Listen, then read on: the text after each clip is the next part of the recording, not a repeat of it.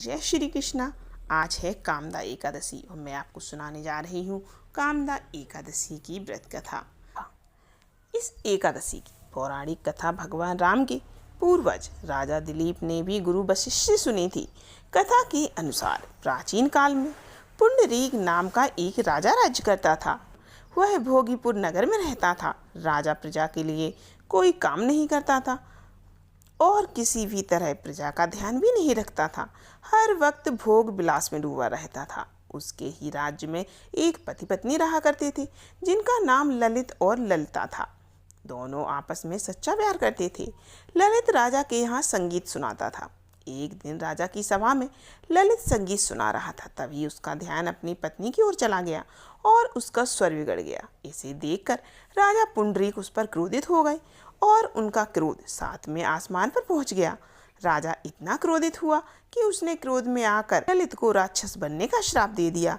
राजा के श्राप से ललित मांस खाने वाला राक्षस बन गया। अपने पति का हाल देखकर ललिता बड़ी दुखी हुई। पति को ठीक करने के लिए हर किसी से वह उपाय पूछती। ललिता का पति भयंकर मुख वाला, विकराल आंखें और देखने मात्र से डरा देने वाला लग रहा था। ललिता अपने पति की विकराल आकृति देख मन ही मन बड़ी चिंतित हुई। भारी दुख से कष्ट पाने लगी। वह रोती हुई घने जंगल में पति के पीछे पीछे घूमने लगी। वन में उसे एक सुंदर आश्रम मिला। ललिता शीघ्रता के साथ वहां गई और मुनि को प्रणाम करके उनके सामने खड़ी हो गई। मुनि बड़े दयालु थे। उस दुखनी को देखकर वे इस प्रकार बोले, तुम कौन हो, कहाँ से यहाँ आई हो? ललिता ने कहा, मेरा नाम ललिता है। मेरे स्वामी अपने पाप दोष के कारण राक्षस हो गए हैं। उनकी यह अवस्था देखकर मुझे चैन नहीं है। इस समय मेरा जो कर्तव्य है वह बताइए। वह बताइए। जिस पुण्य के द्वारा मेरे पति राक्षस भाव से छुटकारा पा जाए उसका उपदेश कीजिए। ऋषि बोले, इस समय चैत्र मास के शुक्ल पक्ष की कामदा नामक एकादशी तिथि है जो सब पापों को हरने वाली है।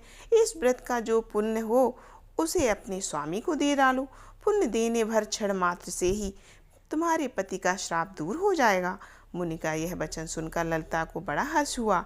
उसने एकादशी को उपवास करके द्वादशी के दिन ब्रह्म ऋषि के समीप ही भगवान वासुदेव से अपने पति के उद्धार के लिए यह वचन कहा, मैंने जो यह कामदा एकादशी का व्रत किया है उसके पुण्य के प्रभाव से मेरे पति का राक्षस भाव दूर हो जाए। वशिष्ठ जी ने बताया कि ललिता के इतना कहते ही ललित का पाप दूर हो गया। अब उसको अच्छा रूप मिल गया। उसका राक्षस रूप चला गया। इसके बाद ललिता भी राक्षस योनि से बाहर आ गई। वे दोनों पति पत्नी कामदा के प्रभाव से पहले की अपेक्षा और भी अधिक सुंदर हो गई। सभी को एकादशी के व्रत का पालन जरूर करना चाहिए। थी कामदा एकादशी व्रत की कथा। आप लोग ज़्यादा से ज़्यादा इस वीडियो को लाइक कीजिए, कमेंट कीजिए और शेयर कीजिए। ओम नमो भगवते वासुदेवाय नमः। ओम नमो भगवते वासुदेवाय नमः।